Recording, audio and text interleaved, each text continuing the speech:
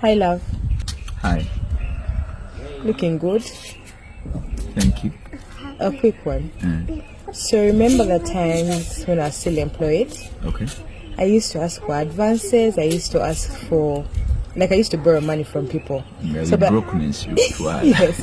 And obviously, you also used to sponsor me with the different, Now, yeah, by the end of the month, I had zero. So what advice would you give someone going through what I used to go through? Mama. First come, don't worry. The first thing is, don't scratch your eyes. The first thing is,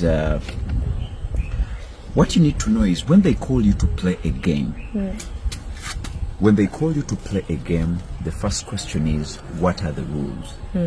When you're into employment, you're in the money game. When you're into employment, you're in the money game. So what are the rules of money? Number one, you need to know that everyone you aspire to be like who has money, they have a daily income source. They also have a monthly income source. And also they have a quarterly income source. And I'm going to explain. Now, when you go into employment, you are in the money game, but you are only chasing money at the end of the month. So it means you will struggle to clear the daily income expenditure. Now consider this. The way God created us, we are expenditure beings. Even if you decide to stay home, and you do not go to work, you will spend money. You will put on TV. You will go shower. You will have something to eat. You will make calls. You look for internet. You will tell people you wouldn't make it. You will iron clothes. You will wash. So even if you stay home, you are spending money. So that is a daily expenditure. Now think about it. We all have a daily expenditure. How would you cater for a daily expenditure without a daily income? Because you have a daily expenditure without a daily income, it means the daily expenditure will go on accumulating up to the end of the month.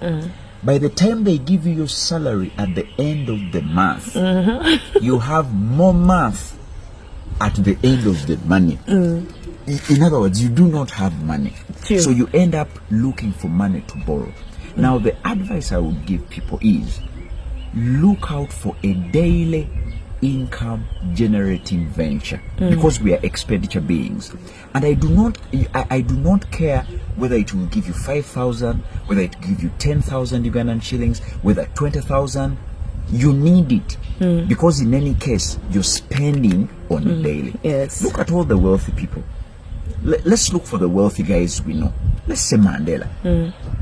Mandela has Cafe Javas.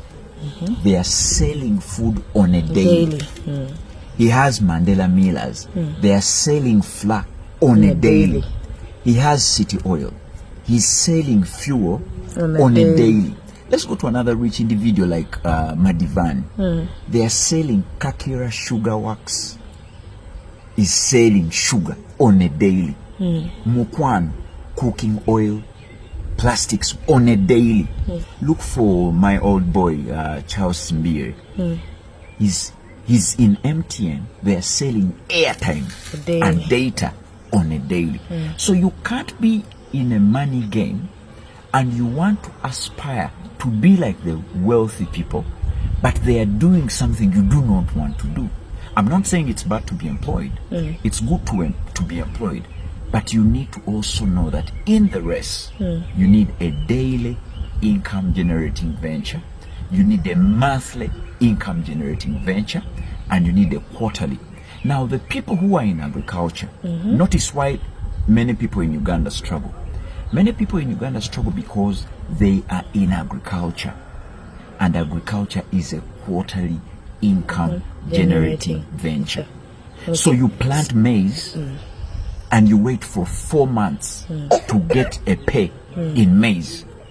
Where are you getting the money to spend in the first day, first week, first month, second month.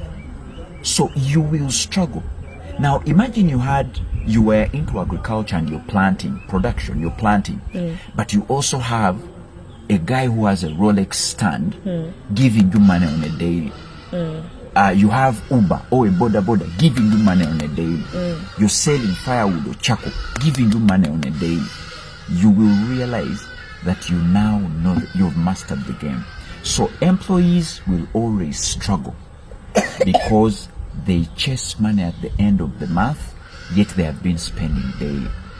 Consultants will always struggle because consultants earn every after quarter, every after 4 months, every after 6 months, yet they have been spending daily in their homes, monthly on their rent, and they are waiting.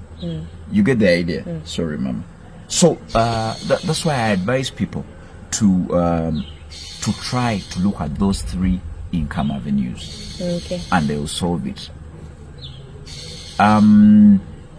You will look at let me see. You look at Ecclesiastes 9:12. Ecclesiastes 9:12 is to do with Solomon telling people to have 7 income ventures. And when he told them 7 money income generating ventures, they must have said, and he made them 8. So when you have more than 1 income generating venture, you will increase your chances of not struggling with money. And it plays out with what was said in it must be in Matthew 25:14-30, the parable of talents. You now need to look out for the things you're good at, such that they bring you money. I could give myself as an example. If for example, because I can speak, I can be hired as an MC. Because I know certain things, I'm hired as a lecturer.